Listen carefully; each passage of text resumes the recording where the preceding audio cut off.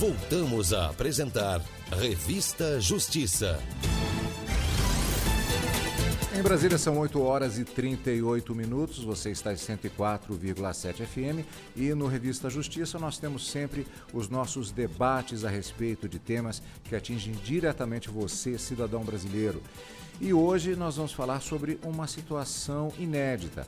Na verdade, uma questão relacionada ao mundo do direito é o fato de que a sociedade ela se desenvolve de uma maneira normalmente mais rápida do que prevê a legislação, do que pode ser previsto pela legislação.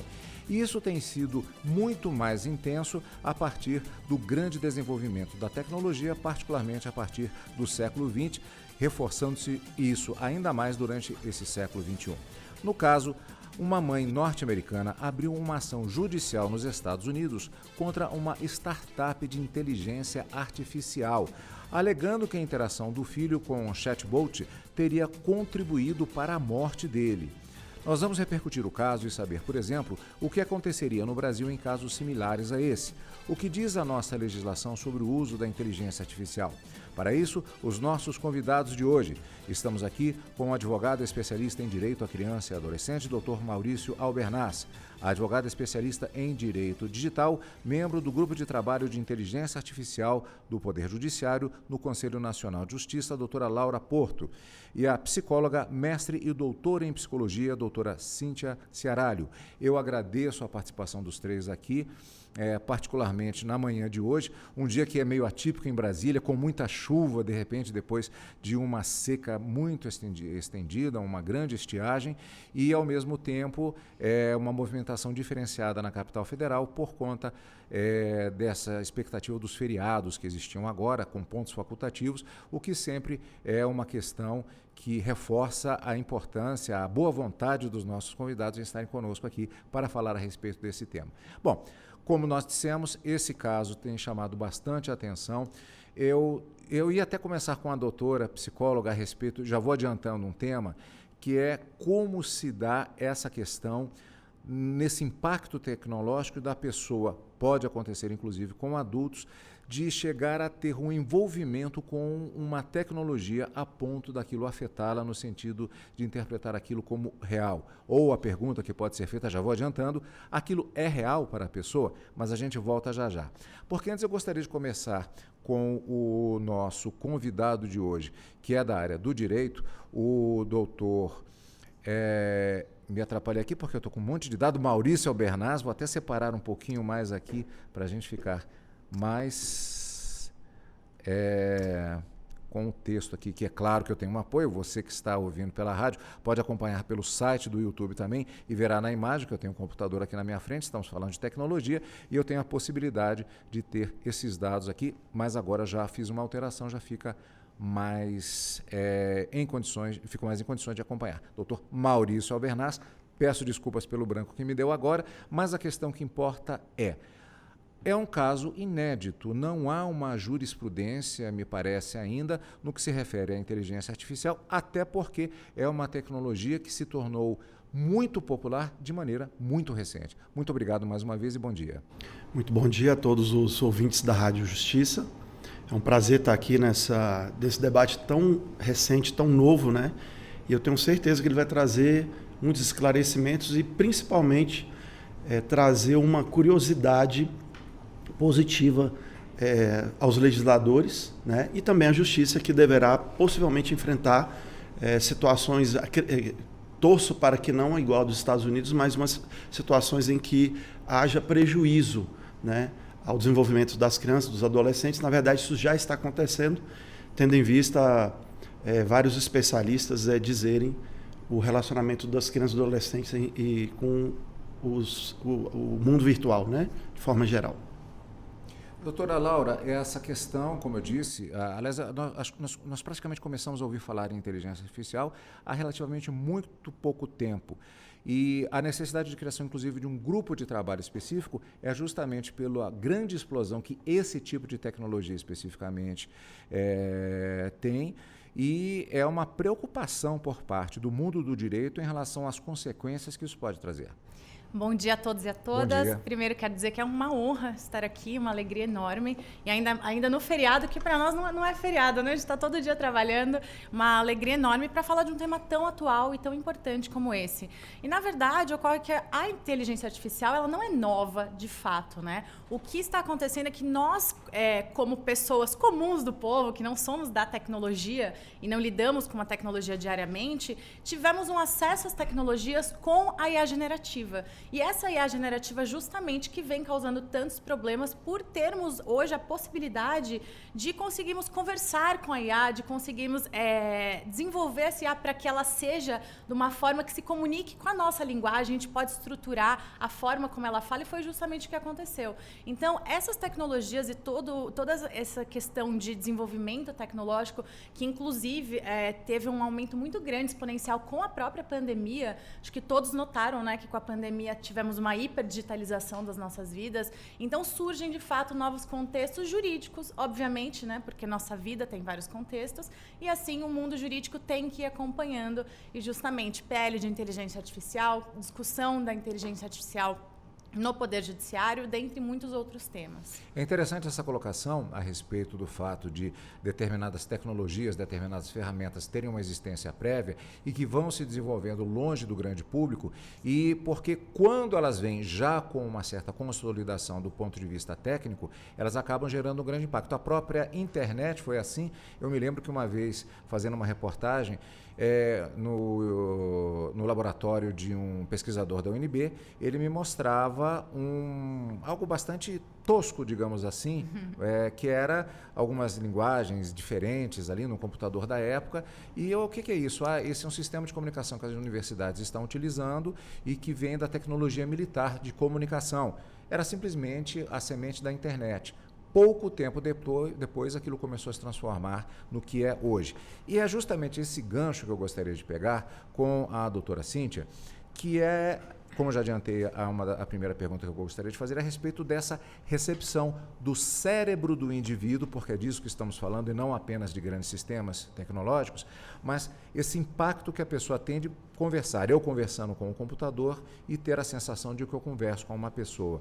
Essa rapidez com que nós, simples mortais, passamos a lidar com isso tem uma parte da causa disso, é algo que é muito novo pela própria captação do nosso cérebro, de não diferenciar que estamos falando com uma máquina, com uma inteligência artificial ou como uma pessoa real, faz parte do processo que gera situações como essa, doutora.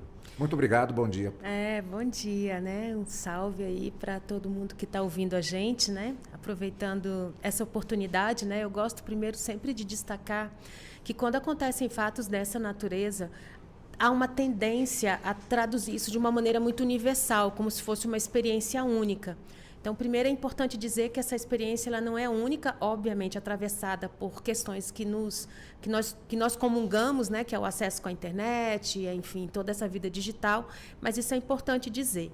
Também gosto sempre de começar falando, porque a gente tende, às vezes, a separar o indivíduo dentro das condições sócio-históricas, das condições que estão colocadas dentro do nosso processo civilizatório mesmo. Só que, na verdade, a gente está falando de um sujeito que não tem só uma mente, né? uma cabeça, um cérebro, mas é um sujeito que se relaciona com o mundo. E nessa relação com o mundo, de certo que vão ter vários atravessamentos. Então, a inteligência artificial nos dá uma ideia de que eu estou sendo seduzida por ela, quando, na verdade, ela, em termos de conteúdos, ela reproduz, na reunião de informações, valores que são hegemônicos. Ela reúne imagens, símbolos, ela está falando normalmente, inclusive, de questões de raça e gênero de uma maneira extremamente hegemônica. Então, é importante dizer que o sujeito ele está se relacionando com o mundo, assim como se relaciona com uma máquina.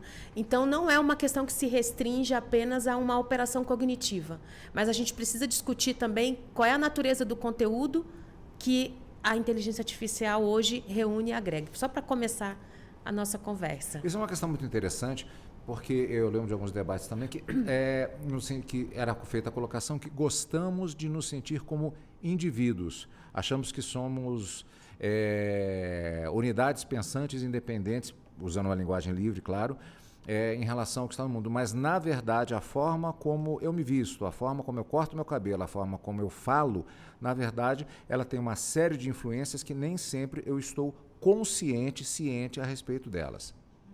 Seria mais ou menos nesse sentido. É isso. A gente tem perspectivas na psicologia que talvez vão trabalhar de uma forma mais de observar o comportamento ou de estabelecer processos cognitivos, enfim. Mas existem perspectivas que vão exatamente entender que o sujeito ele está sempre em relação ao mundo. Então não é nem tanto uma questão tanto de trabalhar com consciente ou inconsciente, mas dizer, olha, eu penso, a minha forma de pensar sobre o mundo, ela também está dentro de uma lógica. Ela se opera. Então, a linguagem mesmo, a nossa comunicação, ela está dentro de um signo que é construído culturalmente. Então, o que eu defino o mundo, o que eu digo o mundo, está totalmente atravessado pelos elementos da cultura. A gente não tem uma linguagem universal. A inteligência artificial nos faz crer que parece que há uma linguagem universal, mas ela não é. Eu coloquei esses dias num teste, né, com esse novo recurso, né, que tem hoje na rede social, enfim, que a gente mais utiliza. E aí eu coloquei lá, o que você pensa das redes sociais? Né? Eu falei assim, são excelentes, né? Ela falou, tá? Eu falei, mas elas não fazem mal a gente? Ela falou assim, não, ela tem qualidades e tem desafios. Olha, a escolha da palavra desafio, ela não é do nada.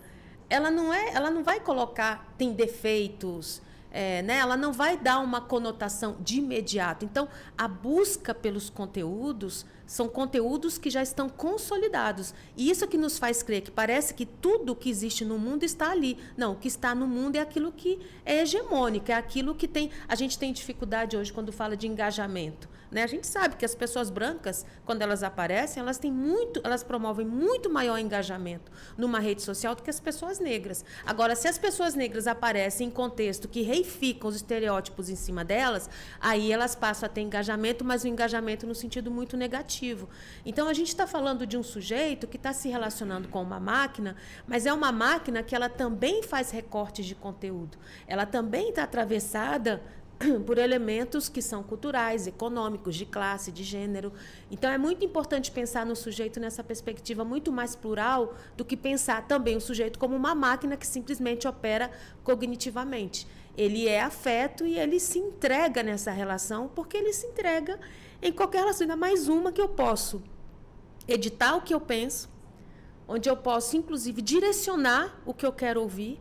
Eu construo e dá essa falsa sensação de que eu tenho um controle daquela relação. Porque numa relação real, eu não tenho controle, eu vou ter conflito, eu vou ter tensionamento. Mas numa relação com a máquina quer que eu continue me relacionando com ela. Então, ela vai fazer de tudo para que eu encontre com ela conexão. Na vida vivida, não é assim. A gente lida com dúvida, conflito, enfim. Se me permite, um ponto importante sobre isso, correlacionando com a inteligência artificial, é o que nós brincamos sempre, né? Que a inteligência artificial não tem nada nem de inteligente, né? Não tem inteligência nenhuma.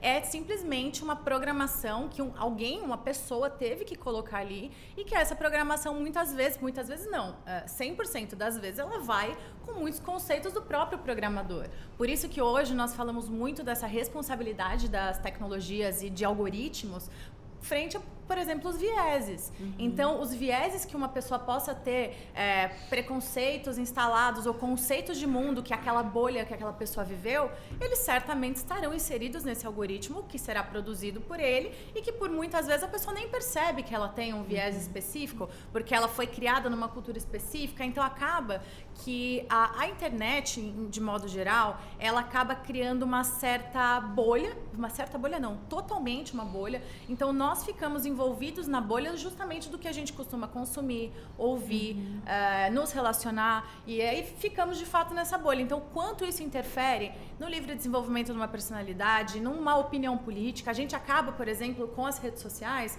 ficando nessa bolha que vai ser influenciada pelos algoritmos do que nós estamos utilizando, e nós ficamos com uma falsa sensação de mundo. Então, só chega pra mim, eu só voto no Partido Rosa, por exemplo.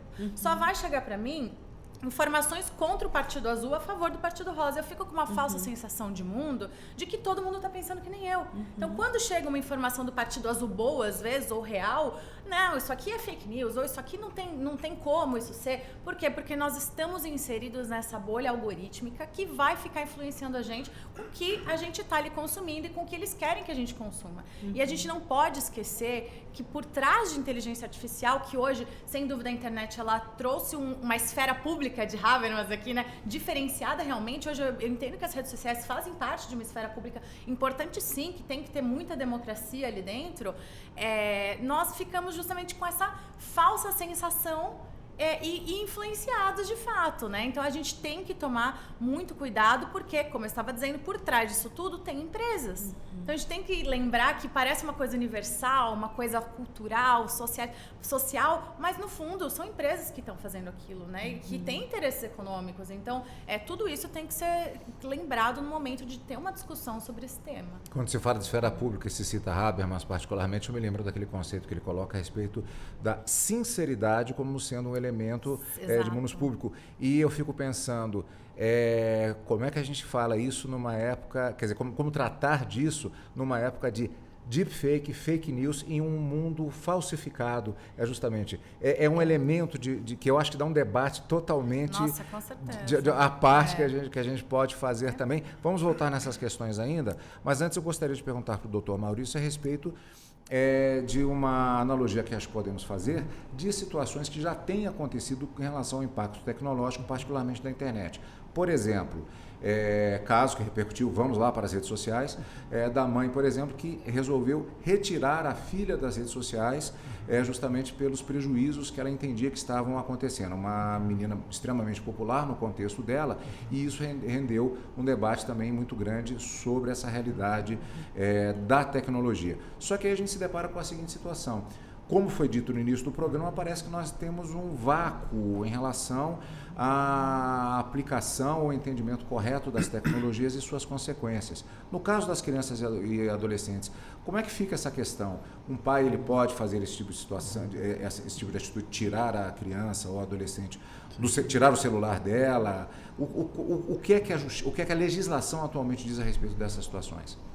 Sim, é muito interessante essa abordagem. A gente tem que se remeter primeiramente, acima de todo o arcabouço legal que diz respeito à criança, adolescente, à juventude, à própria Constituição. O artigo 227 ele preconiza que é absoluta prioridade e dever, primeiro das famílias, depois da sociedade, depois do Estado. Essa ordem ela é proposital. Inclusive teve, por meio de uma emenda constitucional em 2010, acrescentaram a juventude, né? O conceito técnico do que é jovem.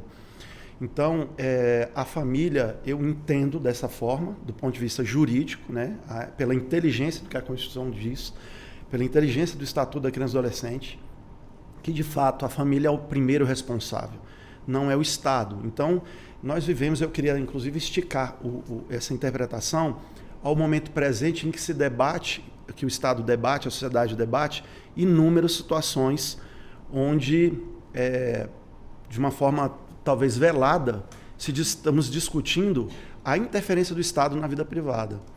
Então, essa pergunta vai ao encontro dessa reflexão. Então, eu entendo que, de fato, a família é o primeiro responsável e, portanto, o pai e a mãe, no exercício do seu poder familiar, ele deve, sim, intervir em situações que são inovações tecnológicas e que dizem respeito à educação dos seus filhos.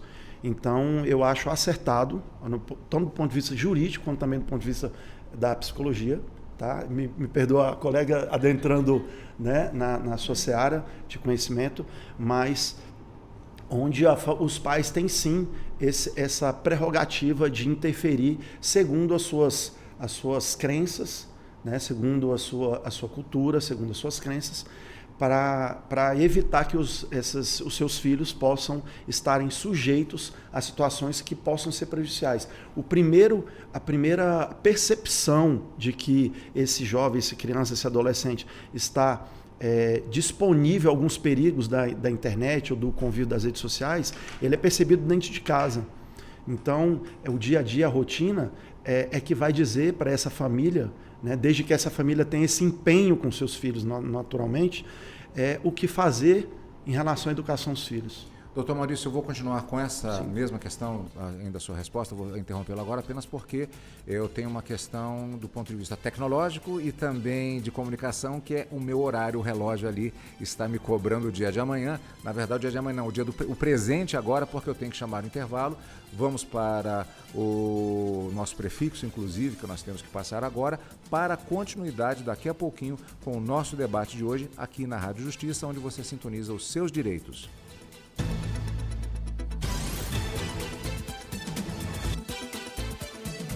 Estamos apresentando Revista Justiça.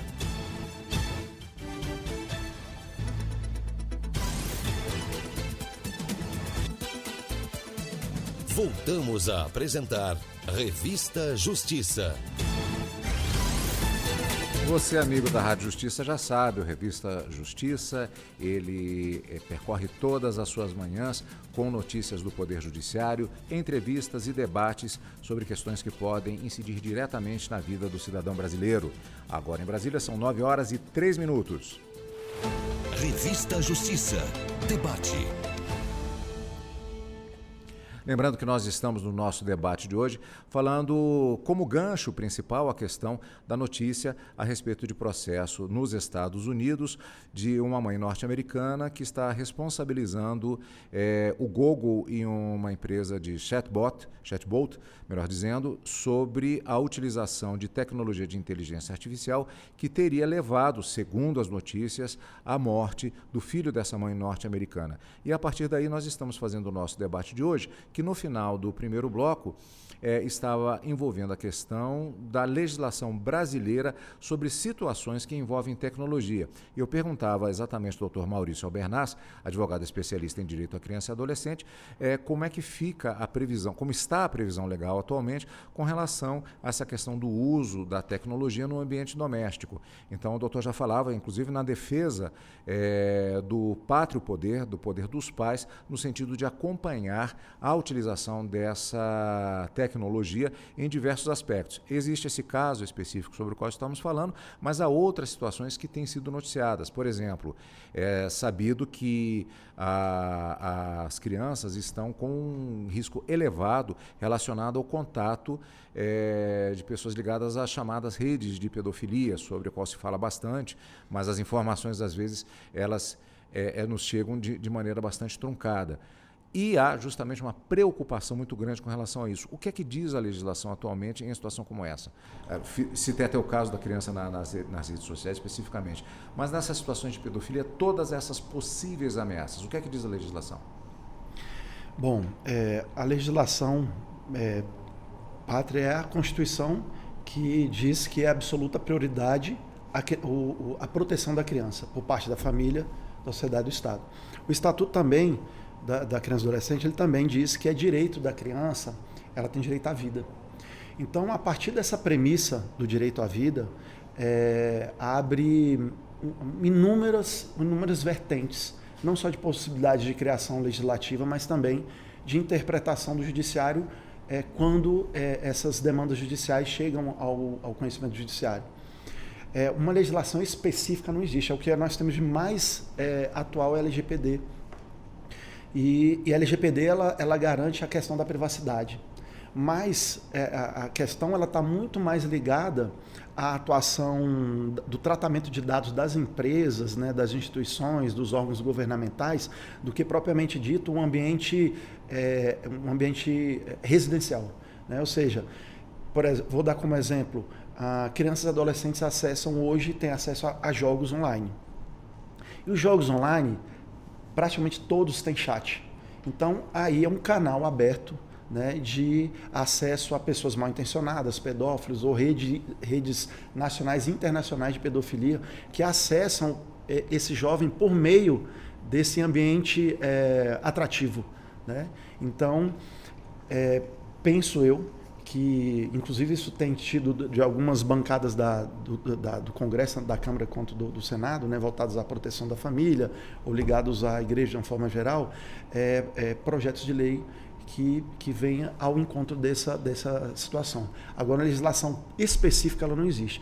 Então, enquanto isso não acontece, eu reforço a questão da proteção primeiro da família. Nós temos 2 filtros aqui. O do Estado no sentido de punir, né, de criar uma legislação que possa vir a punir, né, de alguma forma, e responsabilizar as empresas de tecnologia com relação a endurecer ou criar mecanismos tecnológicos que venham a proteger ou minimizar, né, esse contato, essa exposição das crianças, né? Agora, primeiro realmente a família, o filtro é a família, o acompanhamento da família, ele é primordial, né? Onde os pais devem estar realmente acompanhando os filhos em tudo aquilo que eles fazem, tudo acaba gerando, na verdade, uma inovação dentro da sociedade, no sentido de que as famílias têm que estar mais preocupadas, mais próximas. Parece uma contradição. Ao passo que a vida moderna afasta os pais de casa, ao mesmo tempo estamos fazendo um caminho de volta, precisamos fazer um caminho de volta para proteger nossos filhos, né? Eu percebo que nossas outras convidadas já estão querendo se manifestar a respeito disso. Especificamente, a doutora Cíntia já tinha pedido a palavra, justamente. Pode falar, doutora. Na verdade, eu queria destacar, né, tentando colaborar, né, com o diálogo aqui com o direito, é que a gente tem, né, uma inovação, né, com a doutrina da proteção integral, que estabelece um certo protagonismo, né, da criança e do adolescente nos seus processos educativos. E aí eu queria destacar um elemento que eu entendo essa coisa do poder familiar, mas esse poder familiar ele também entra dentro de um campo muito dialógico, né, dentro de reconhecer crianças e adolescentes como sujeitos que estão o tempo todo pensando sobre a realidade. Eles não são sujeitos do amanhã. Eles são sujeitos hoje, aqui e agora. E aí eu estou lembrando, eu quis fazer esse destaque, que eu lembrei de um vídeo que circulou num grupo que eu tenho, que eu estou, enfim, e era um vídeo de um parlamentar com uma narrativa mais conservadora no campo dos costumes, e ele mostrava uma série de livros, dizendo, olha que coisa horrível essa biblioteca, com esses livros e tal. E os pais que estavam ali vendo ficam mobilizados com aquilo. E aí me chama muita atenção como que hoje se está discutindo, né, o campo moral na educação de crianças e adolescentes, mas totalmente alienado da produção de conteúdos que são gerados hoje dentro dos sistemas, dentro desses contextos. Eu tenho uma preocupação hoje que eu vejo, assim, eu vejo famílias responsáveis legais, porque também isso é uma outra questão importante. Essa ideia de que é meu filho, né? Eu gosto sempre de pensar, não, eu tenho responsabilidade legal que o Estado me atribuiu para eu zelar pela educação dele. Ele não é minha propriedade. E aí vem o dilema de proibir, não proibir, porque proibir ele vai acessar de algum modo, né? Como é que a gente constrói essa relação? E aí eu vejo hoje um movimento muito, muito grande, muito no campo moral de pais e mães, estabelecendo controle de conteúdo, mas muito mais voltados para livros, escola e professor. Pouco se vem conversar. Hoje se fala de liberdade de expressão, se impede a regulação, o que é um problema, porque liberdade de expressão onde eu e você falamos e eu te ofendo e você não tem força para reagir, não é liberdade de expressão. Então, a liberdade de expressão, como eu digo, o direito ele acontece junto e ao mesmo tempo. Não é quando o seu termina nem quando o meu começa. Eu nem gosto dessa expressão. Eu acho que a gente tem um desafio hoje na educação que é vinculado aos responsáveis legais pelas crianças e adolescentes que precisam avançar, porque a gente tem hoje uma espécie de retirada do contexto da escola, porque na escola eu tenho conflito, eu tenho tensionamento, eu tenho problematização, eu tenho diversidade, eu tenho situações onde eu sou desafiado. Dentro de um computador eu não tenho isso. Dentro do computador eu tenho um controle sobre isso, porque ele me quer perto dele. Então, eu quero aproveitar a oportunidade para falar dessa questão do sujeito de direito, que é a criança e o adolescente, e que a gente, como, né, responsáveis legais, a gente precisa criar formas dialógicas de construir isso. E isso não é fácil, porque a gente precisa de tempo, mas é que a gente também está lá na IA. A gente também está lá na internet. Então, a gente também está fazendo esse mesmo movimento, que é um movimento muito mais solitário, de constituição de mim, do que um movimento mais coletivo, mais comunitário. A doutora Laura falou agora há pouco, já quer falar também? Eu não vou deixar falar, depois eu faço a pergunta. Pode? Por favor, Que claro. É justamente neste contexto que a gente vê a necessidade de uma regulamentação de alguma forma, né?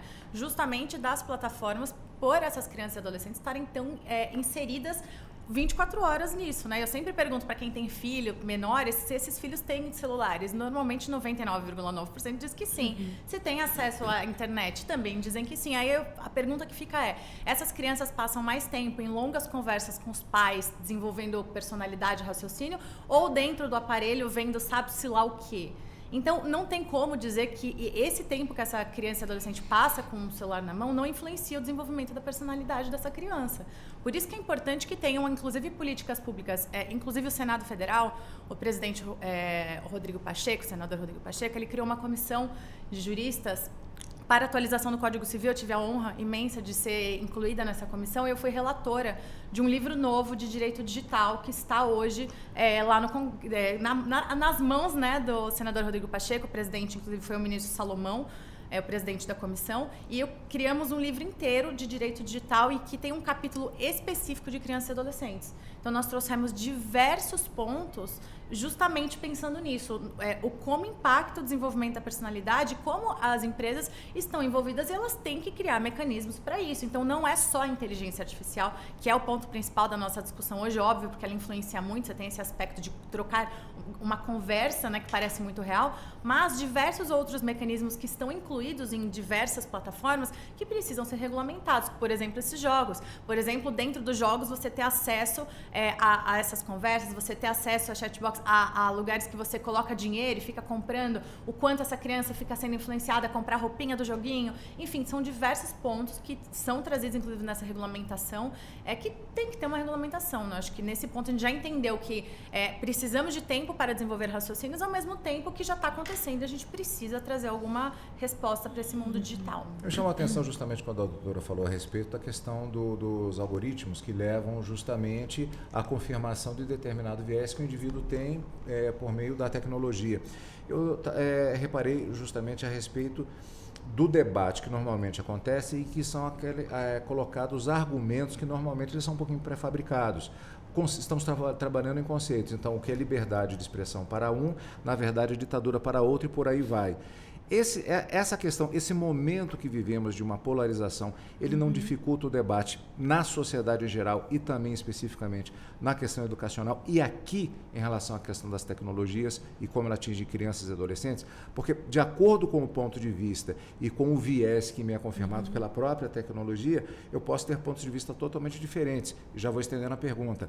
Isso não dificulta na elaboração de legislações específicas e também na aplicação e no entendimento do Poder Judiciário em relação a essa questão? Ou seja, estamos falando de padrões que estão em embate na sociedade com relação a tudo isso? Eu acho que, veja, eu fico me perguntando sobre essa chamada polarização, quando ela, na verdade, acaba ocultando que algumas narrativas elas podem permanecer ideologicamente falando e outras não. A gente teve de 88 para cá um movimento de redemocratização do país e esse movimento possibilitou a ascensão de grupos a partir das suas existências. Então você tem movimento negro, você tem movimento LGBT e óbvio que na disputa de poder, quem tem poder não vai querer perder. Então você começa a construir uma narrativa extremamente conservadora e mais, num processo de eliminação dessa diferença. Não à toa a gente tem hoje os jogos que estão aí com estímulo à arma, eu elimino o meu inimigo, né? Eu ganho pontos na medida em que eu elimino essas pessoas. As pessoas hoje elas estão dentro de um contexto onde elas querem discutir questões morais, mas elas não discutem as questões que estabelecem na minha relação, no meu reconhecimento de que você existe a partir de determinadas condições e eu existo a partir de outras condições. Então, eu acho que o que tem acontecido hoje é uma exacerbação de um controle moral, reificando a questão do tabu da sexualidade, que também é um tema que tensiona demais, porque quando se pensa em educação de crianças e adolescentes, já pensa logo no corpo, já pensa logo na questão da sexualidade, mas você não pensa se o seu filho é racista, você não pensa se o seu filho é homofóbico, você não pensa se ele, inclusive, está estudando com o colega, querendo derrubar o colega, porque a lógica é de competição, a lógica não é de colaboração, a lógica não é de construção coletiva, mas é de individualização do sucesso. Então, esse tipo de discussão a casa não está fazendo.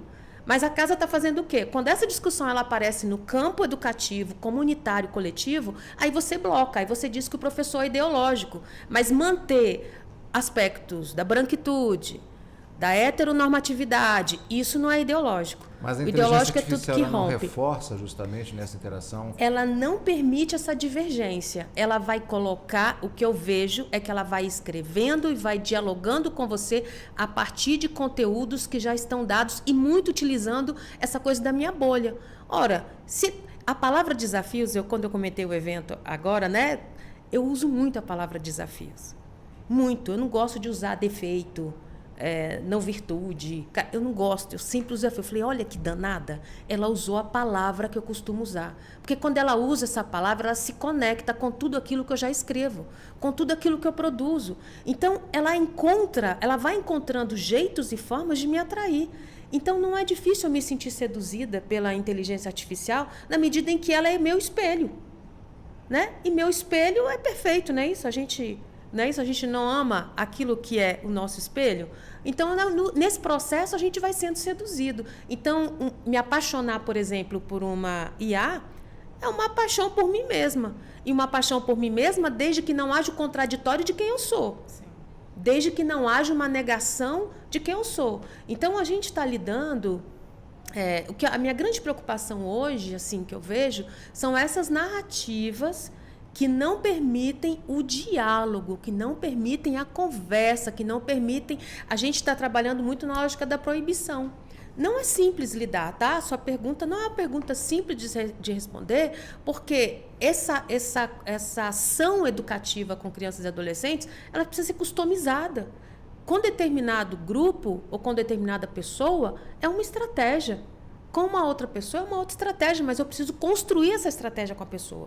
Então, assim, hoje a gente vive de manuais, como fazer tal coisa. Não dá, a vida não cabe nos manuais. A gente precisa estar aberto, com possibilidades dialógicas com crianças e adolescentes. Então, o que eu vejo é que a gente cria essa polarização que ela tem, que está dentro do campo partidário, e é interessante para o campo partidário que ela exista, até para você não problematizar e não questionar e ser movido para tomar decisões a partir do ódio e da rejeição e não a partir da crítica, porque é muito melhor que você me siga sem pensar muito sobre o que eu estou fazendo.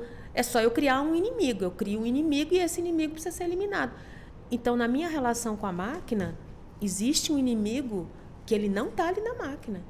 Eu estou totalmente envolvida com ele. Mas na vida vivida, a gente tem tensionamentos. Então, a gente afasta isso. Um livro é muito diferente que um computador. Um livro, independentemente do conteúdo que ele traz, ele possibilita a sua interação com ele. Ele possibilita, inclusive, você usar o livro para conversar com alguém. A IA não, ela já conversa comigo. Eu não preciso conversar com ninguém. Eu acho que isso também da IA traz para os jovens uma sensação de se sentir incluído, né? Então, assim, eu acho que esse é um aspecto muito relevante, sociológico, se posso aqui dizer também, né? De você se utilizar de uma inteligência artificial, de grupos online, ou até conversar com uma máquina que foi uma palavra antropoformizada, né? É uma antropoformização da máquina, e que você sente que ali você está incluído, ali é um lugar de acolhimento, porque, de fato, como você vai treinando ela não vai trazer um embate sério com o que você está pensando. Ela vai apenas ficar te confortando e você acaba se sentindo incluído. Então, sem dúvida, esse é um ponto muito relevante para os jovens, então, que têm diversos problemas sociais. Para que eu vou enfrentar isso? Até nesse próprio caso que estávamos discutindo, esse jovem não tinha boas relações na escola, ele se isolava muito, ao que mostra o processo. Então, o fato dele usar a máquina como um subterfúgio, porque ele tem esse acolhimento, ele se sente incluído, né? E só voltando na última pergunta que você fez aqui, dessa questão da polarização. Eu acho que a polarização hoje ela atrapalha muito qualquer discussão. Porque hoje tudo que vai para o Congresso Nacional vira direita-esquerda. Direita-esquerda.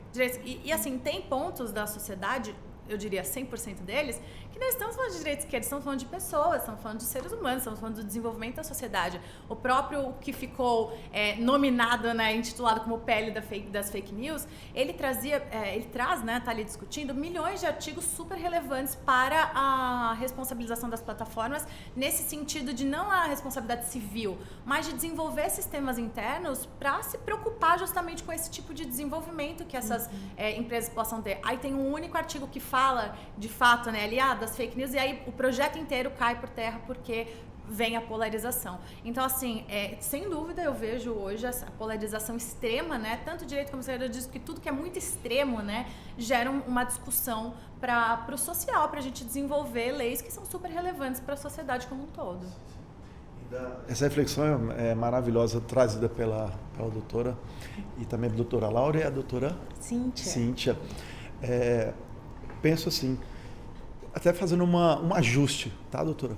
Quando eu falo que a família deve intervir, não no sentido de um rigor de proibição de formatação, né, desse jovem, desse adolescente, dessa criança adolescente. Mas a gente sabe, a doutora sabe muito bem, criança até determinada fase, né, de desenvolvimento, ela não tem cognição, ela tem um sentir. Né? Então, os pais têm um papel fundamental na construção desse sentir. E esse sentir na família é a linguagem do amor. A linguagem do amor é que vai comunicar a essa criança valores e construção, preparando ela para a nova fase. Né? Então, quando a doutora, né, comentou muito bem essa questão da IA na relação com esses jovens, né, com os adolescentes, vem muito de uma questão da IA validar. O ser humano precisa muito da validação e do sentimento de pertencimento. Né? Então, à medida que eu valido, mas não confronto, porque só há crescimento se haver confronto. E quem faz confronto para crescer maciçamente, né, no desenvolvimento da criança é a família. Agora, se é uma premissa até antiga, né? Se a família se abstém, o exterior, da porta para fora, vai educar essa criança, né, e esse adolescente. Então, tem mais essa conotação de que deve exercer o poder familiar no sentido de, no momento de uso da autoridade, ela deve ser usada. Né? Respeitando a doutrina da proteção integral, realmente preconiza que o adolescente é um sujeito de direito em desenvolvimento e que merece respeito, acolhimento, amor, orientação. Após tudo isso ser aplicado, com o intuito de afastar essa criança e adolescente de uma ameaça, aí a autoridade, por meio desse caso que você citou, né, que a mãe afastou a criança da rede social, eu acho que deve ser usado. Por quê? Porque não dá para deixar livre. Né? A formação, ela é contínua. E a gente vê, principalmente nos jovens hoje, justamente por esses fenômenos sociais novos da tecnologia, onde esses adolescentes eles estão não mais se socializando. Né? Eles fazem isso por meio da máquina. Né? Justamente por medo de não ser aceito, por medo da questão do estereótipo dela, do enfrentamento pessoal de questões onde ela tem às vezes um medo de uma rejeição na escola, e aí é tudo muito mais fácil, né, atrás de um computador. Então essa aceitação traz uma falsa validação, e a máquina está treinada a fazer isso. Né? Ela está treinada a fazer isso. A IA generativa, ela é alimentada e ela vai encontrar, ela é inteligência artificial à medida que ela vai, com um conjunto de informações, desenvolver uma linha de raciocínio para interagir.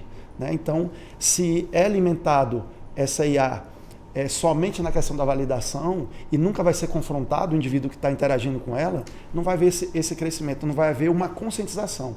Esse indivíduo vai sempre estar dentro do inconsciente, no automático.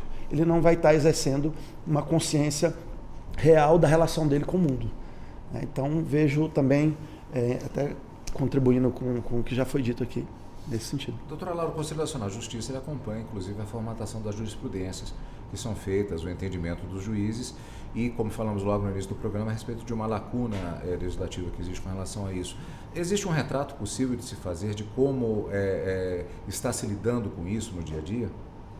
Dentro do Poder Judiciário? Sim. Bom, inclusive, Um ótimo ponto, que o CNJ agora ele criou um grupo justamente de trabalho para atualizar a resolução, salvo engano é 332 do próprio Poder Judiciário, para o uso da inteligência artificial dentro do Poder Judiciário. Então, inclusive, o ministro Barroso, ele diz, né, que a inteligência artificial é necessário utilizar para a quantidade de processos que nós temos hoje. Nós sabemos que é humanamente impossível que certas ações que são executadas no judiciário não se utilizem de inteligência artificial. Então, a IA ela tem que ser utilizada, mas de uma forma responsável, que é justamente por isso que criou-se esse grupo, para trazer novos padrões, para treinar os juízes a utilizar da forma correta a IA, mas assim, nunca entrando na cognição ali final do juiz de que ele que vai decidir, que ele que vai determinar quais são os pontos. E isso é de extrema relevância, porque as pessoas têm que ter um letramento digital. Nós temos que ter, inclusive com toda a sociedade, que nós não temos cultura digital, cultura de privacidade. Justamente voltando ao ponto das crianças. Antes, o que os pais falavam pra gente? Não entre em carro de estranhos, não pegue doces de desconhecidos. Nós tínhamos esse tipo ouvíamos isso dos pais. Hoje, o que os pais têm que falar para as crianças? Não mande uma foto para o seu amiguinho, uma foto íntima, não passe uma foto do cartão do papai e da mamãe ou o seu endereço nesse seu amigo do joguinho, que você não sabe quem é. E é toda uma outra educação que nós temos que ter, e que o Poder Judiciário, obviamente, está incluído isso, porque estamos na mesma sociedade, de não ter essa cultura digital, que tem que ser educado. Nós temos que ser educados para essa nova realidade, porque nós não fomos educados para isso. Então, nós temos natodigitais, que são essas crianças hoje, nós temos uma parte da sociedade que cresceu no mundo analógico e foi passando para isso. Nós temos pessoas idosas que não têm quase acesso e precisam ser incluídas digitalmente para também conseguirem fazer parte dessa sociedade. Então, é todo um contexto que engloba o judiciário também como um todo. Então, é muito relevante que todos tenham esse ensino, né, justamente do que é o digital, como utilizar a inteligência artificial generativa da melhor forma, porque é isso, a IA, ela é neutra, ela não é nem boa nem ruim. O que vai tornar a IA boa ou ruim é a forma como nós utilizamos ela, é a forma como nós entendemos ela, né? Então, eu acho que isso tem que ser estudado, tem que ser ensinado cada vez mais. Isso foi tema, inclusive, da ExpoJude, que aconteceu recentemente. Exatamente. Aqui. A questão da generativa, isso foi bastante discutido. E também eu lembro de uma afirmação que foi feita no sentido da formação das pessoas, no sentido da utilização desses dispositivos. Foi dito bastante isso, que não é ruim nem bom, mas a utilização que acaba sendo feita, ela pode ser bastante prejudicial. Exato, porque nós não sabemos. Por exemplo, a generativa, muitos de nós tivemos contato com o ChatGPT, por exemplo. Eu mando, ele responde. Mas assim, a generativa ela vai muito além disso, né? Então, a utilização dela pode ser muito maior, como aconteceu, por exemplo, nesse caso que a mãe está processando essa empresa por entender que ela faz parte do contexto de um suicídio. Então, a gente tem que ser educado nessa realidade digital que nós vivemos, porque nós não fomos educados, ela simplesmente está aqui. Nós estamos vivendo estamos vivendo isso agora. Então, tem que ter uma educação digital para que a gente entenda como usar isso da melhor forma. Doutora Cíntia, falamos a respeito de algum pensamento específico. Eu percebo que a doutora está refletindo em algum ponto. É que eu estou pensando, né, como que o nosso movimento ele é interessante. A gente fala de educação digital, mas ainda faz parecer para muitas pessoas que a educação digital está vinculada à proteção de dados. Não que a doutora tenha dito isso. Sim. Eu concordo com a sua fala. É que a gente corre o risco de pensar que a educação digital tem a ver com a proteção de dados. E a proteção de dados, ela atravessa dois elementos importantes. Um que é o capital, que é a proteção do material econômico. Então, isso assusta, né? E a outra é a proteção da imagem para usos voltados para um outro tabu, que é o tabu da sexualidade. Então, eu estou pensando como que a educação digital ela tem muita potência, assim, se a gente pensar em termos de discussão do que a gente... Né? Isso, são muitas possibilidades. Então, na verdade, foi isso um pouco que eu fiquei pensando, assim, do risco que a gente corre de restringir, não por conta da sua fala, mas por conta do nosso projeto mesmo de humanidade que anda cada vez mais... Isso tem uma relação com o que eu gostaria de perguntar. uma questão que já foi utilizada em um programa aqui na TV, na Rádio Justiça especificamente, de um conceito de crise que é elaborado pelo historiador de ciência norte-americano Thomas Kuhn, a respeito dos padrões que são vigentes em determinado momento. Esses padrões não atendem a determinadas demandas sociais, isso dito de maneira muito resumida, é claro, e aí é o momento de crise em que há uma, inclusive, disputa de poder em relação ao que é boa ciência, o que é bom padrão. A gente estaria vivendo mais ou menos a partir desse conceito que, de maneira muito rasa, eu estou colocando aqui. Eu percebo justamente essa questão, mas determinado valor, determinado conceito, ele é de tal forma. Mas aí você tem uma não resposta a respeito daquele padrão. Estamos falando disso, na verdade, de uma crise em relação a tudo isso e que é reforçada a respeito desse debate de tecnologia e inteligência artificial? Não sei se me fiz claro. Eu também não sei se eu vou conseguir dialogar adequadamente, mas vou tentar. Na verdade, te ouvindo, eu fico pensando que a gente teve um movimento nas últimas décadas de ascensão de movimentos sociais. Assim, movimentos sociais que lutam a partir de seus lugares de pertencimento. E que não tinham voz. Exato, que faziam isso de uma maneira, extremamente mais reservada, porque a pressão era muito grande, mas a voz sempre existiu, mas era uma voz calada. Hoje nós estamos aqui, somos 2 homens, 2 mulheres, né? Há um tempo atrás, nós 2 mulheres não estaríamos aqui. A nossa sina seria outra. Então, eu costumo até dizer que a desobediência, eu estou falando na Rádio Justiça, mas a desobediência, dentro do processo histórico, ela tem o seu lugar. Ela acontece e ela faz movimentar. A ruptura, né, com aquilo que está estabelecido. Então, a gente é humano e esse humano está o tempo todo nesse movimento. Então, o que a gente tem hoje é que a gente tem ascensão hoje de grupos, de segmentos da população que antes não tinham voz, não tinham possibilidade quando a gente faz discussão de sistema de cotas. E as pessoas ainda acham que o sistema de cotas tem a ver, não quero entrar nesse debate, mas só para dar um exemplo, ainda acredito que o sistema de cotas tem a ver com, eu estou desvalorizando, ou então, nossa, mas para quê? É porque não entendeu o processo histórico do país. Veja, não é nem ser a favor ou contra, mas é tentar compreender esse processo. Por que existem políticas dessa ordem? Então, as pessoas elas não estão habituadas ainda a fazer esse tensionamento com o poder. Então, a gente realmente vive contextos. E a internet, com essa suposta democratização de informação, e por que eu chamo suposta? Porque a gente está discutindo aqui internet para meninos que podem acessar a internet. Porque a grande maioria dos meninos e meninas desse país, e menines, né, eles não acessam. Eles não têm. A preocupação de muitas famílias, hoje, no Brasil, da maioria, talvez não seja se vai usar a internet ou não, mas é se o menino vai chegar vivo em casa, porque ele comprou um pão e não guardou o cupom fiscal. Né? Porque a gente sabe quem é o menino que se cobra o cupom fiscal. Não é do menino branco, é do menino negro. Ele precisa comprar e andar com cupom. Essa preocupação que a gente está trazendo aqui, ela também é uma preocupação de classe social. Né? Quando a gente está falando de rede social, quando a gente está falando de internet, e tudo bem, a gente precisa falar sobre isso. Mas a gente hoje também está falando sobre isso, aqui agora que eu estou trazendo, exatamente pela conquista dos movimentos sociais, que passaram a levar a gente, a gente não pode fazer discussão mais sem racializar, sem gendrar, a gente não pode, a gente precisa entender a diversidade. Então, eu entendo que a gente tem momentos emblemáticos, sim, e é por isso que nos dá essa sensação de que tem hoje valores que estão sendo mexidos e tal. Não, é porque os valores eles são construídos por grupos hegemônicos, né? E aí eu queria falar um pouco só da questão do antropomorfismo, né? Que é essa questão de você atribuir características humanas a objetos e enfim, coisas inanimadas, é para dizer que até quando a internet faz isso, né, pela IA, ela está usando um único tipo de humano para humanizar a máquina. Isso também é importante pensar.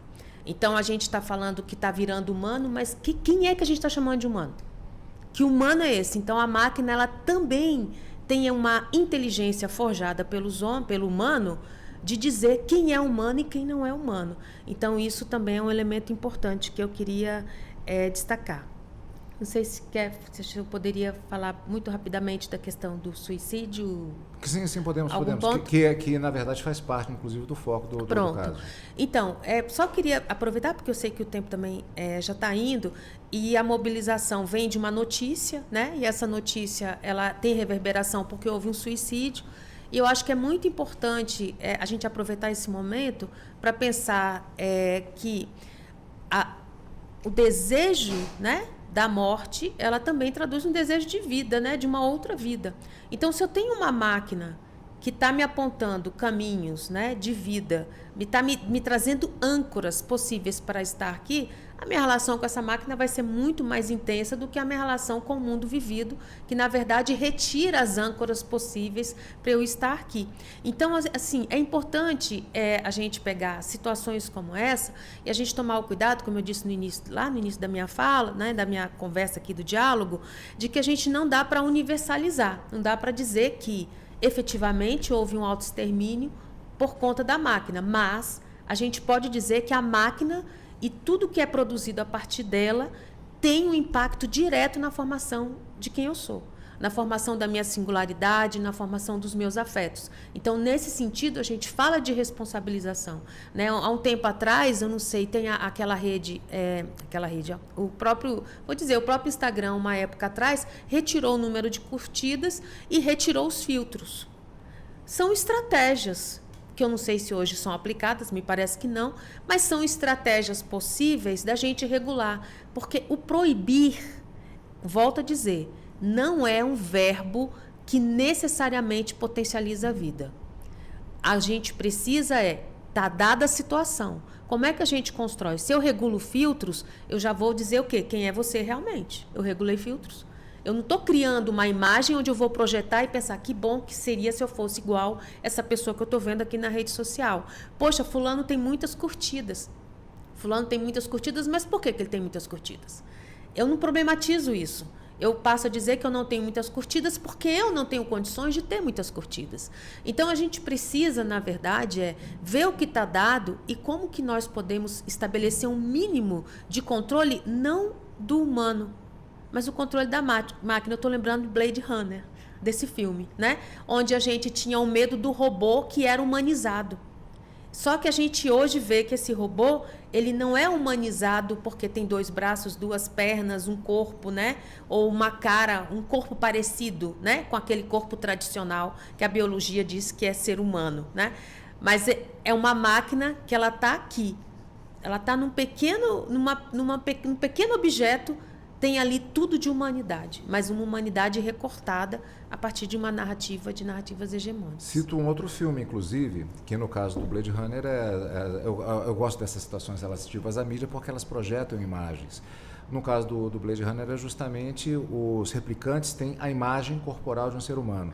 Mas existe um outro filme também, que é o Ela, em que o Joaquin Phoenix, que é o grande Coringa, né, agora novamente nos cinemas, ele interpreta um indivíduo que acaba se apaixonando por uma inteligência artificial, que na voz original é da Scarlett Johansson, se eu não estou enganado, só que ela não aparece, se eu não estou enganado, se eu não estou me lembrando do filme. Esse seria um caso mais próximo a respeito dessa realidade. Olha, eu queria falar disso, inclusive, só uma ponderação que me chama a atenção. Quando a gente pega os estudos, né, dos primeiros robôs, né, que começavam a fazer esse estabelecimento, o nome normalmente são nomes de mulheres, né? Então a gente tem a Elisa, hoje a gente tem né? E é muito interessante. Alguns vão dizer, mas isso é um exagero, isso é um preciosismo, não sei o quê. Mas não é à toa, né? Quando você tem uma assistente digital que você diz, faça isso, faça aquilo, e você está mandando uma mulher fazer, isso tem também uma reverberação dentro do imaginário. Então, é a mulher que ela leva bronca, é ela que diz, é a mulher que seduz. Então, veja como que a questão da utilização da inteligência, suposta inteligência, ela é inteligente, mas ela é uma inteligência também misógina. Isso não é um exagero. Observe, os nomes são nomes de mulheres. Então, não é do nada, por causa da sedução, a bruxa, por causa da mulher multitarefa, que inventaram esse lugar para nós, né? Nós não somos multitarefas, nós somos empurradas a ser multitarefas. Porque eu falo assim, que mulher tem vários... Não, eu não é porque eu sou... Enquanto mulher, a mulher ela tem um lugar político de muitas tarefas. E esse lugar político combina muito bem com uma assistente digital. Mas como a gente já teve um debate aqui uma vez que foi colocado, que na verdade isso é um condicionamento de 17 séculos no mínimo. A discussão então estaria sendo feita de maneira incorreta, doutora? Essa discussão que a gente faz a respeito Fala melhor, não entendi. Essa discussão que está sendo objeto com relação especificamente à inteligência artificial, em função dessa série de questões que a doutora coloca, a discussão ela é feita de maneira incorreta? Olha, eu não vou nem dizer que não é correta. Eu sinto que faltam alguns elementos, que eles não aparecem. Quando a gente vai discutir comportamento humano, há uma movimentação da gente patologizar, aí eu quero dizer que ele tem uma doença. Quando eu patologizo, eu me excluo desse processo e silencio o outro do processo. Então, a gente caso, você está falando em relação especificamente ao menino que teria esse sistema? Na verdade, em qualquer fato. Esses dias teve um menino que matou os cachorros, né? Entrou né? Então, assim, esses fatos que vão mexendo com elementos que nos são tabus, como a morte, a sexualidade, a vida, são tabus, né? Não é à toa que a gente pode matar simbolicamente alguém e não nos assusta, mas quando mata mostrando sangue, isso nos assusta, né? Então, assim, a gente tem hoje a gente ainda precisa avançar, porque ou a gente patologiza, ou a gente judicializa, ou a gente moraliza. Então, a gente precisa fazer uma discussão levando uma série de elementos que estão postos na diversidade humana. Só que essa diversidade humana, ela tem muitos desafios para se configurar. Por quê? Eu tenho hoje um movimento político no sentido lato da palavra, né? Eu tenho um movimento hoje de combate a tudo aquilo que movimenta. Então, quando eu falo de proteção da família, por exemplo, de que família que a gente está falando? Que família que vem na sua cabeça, na minha, quando a gente fala família? Ela certamente não representa as famílias brasileiras. As configurações que estão colocadas. Então, a gente tem feito uma discussão, por exemplo, a questão de abuso sexual de meninos, para finalizar. Quando a gente fala, existem pais e mães que não conversam com seus filhos sobre os corpos dos filhos. Que não conversam, criam a figura do estranho, do perigo, mas não conversam sobre o seu próprio corpo, como que funciona, não permite que a criança entre em contato com o seu corpo. Exatamente quando, na verdade, um dos maiores riscos que a gente tem de abuso sexual está dentro da casa. Né? Está dentro da casa. E dentro da casa, porque crianças e adolescentes são ensinados a respeitar mais velho. Só que respeitar mais velho vai na lógica da obediência. Então, se ele é mais velho, eu posso sentar no colo dele. Não, ele não fez isso, eu não estou achando que ele fez isso. Então, a gente gera adoecimentos para dentro da casa e para dentro das relações onde certos assuntos não são tratados, porque a gente já aprendeu que os mais velhos precisam ser respeitados. Só que respeito vira obediência. Né? Doutora Laura, são muitas questões. Doutor Maurício também, por favor.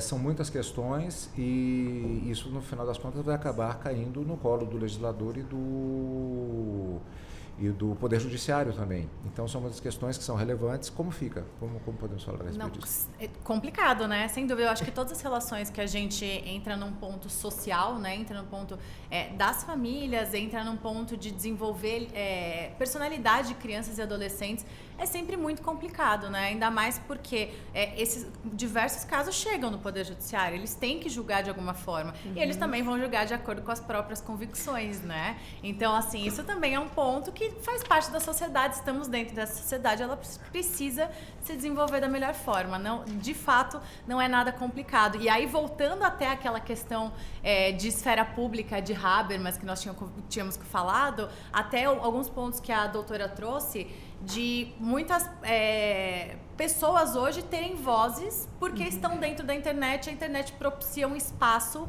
público que com muitos vieses ainda e muitos problemas, ainda é um espaço público que a gente consegue ali trazer questões, eu consigo ali me colocar, eu consigo trazer pontos que eu não seria ouvido em outro momento. Então traz muito debate a mais. Só que hoje, um ponto muito relevante sobre isso é quem está influenciando tudo isso, né? Quem está influenciando os debates até políticos, né?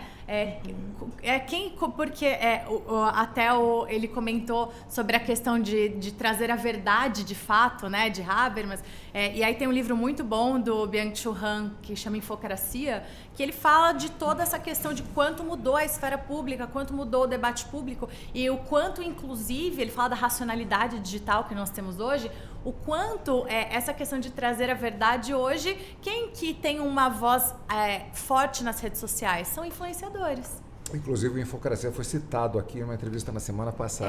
Muito bom. No Infocracia é um livro muito bom. E aí a gente tem influenciadores que muitas vezes são pagos para falar algo que a gente nem sabe, né? Que eles estão sendo pagos. Olha, o debate, ele estava, inclusive, acontecendo e a produção já me avisa aqui, porque eu já ia estendendo o debate até às 10 horas. E, na verdade, esse é o Revista Justiça, não Justiça na Tarde, que é o que eu estava fazendo, que vai na hora cheia. Então, na verdade, nós estamos com o tempo realmente esgotado. É uma pena, sempre debates relevantes. Já tinha mais uma pergunta para o Dr. Maurício também, mas 9 horas e 46 minutos. Eu tenho que rapidamente agradecer a participação de todos e nós vamos para o rápido intervalo e a gente volta daqui a pouquinho. Obrigada.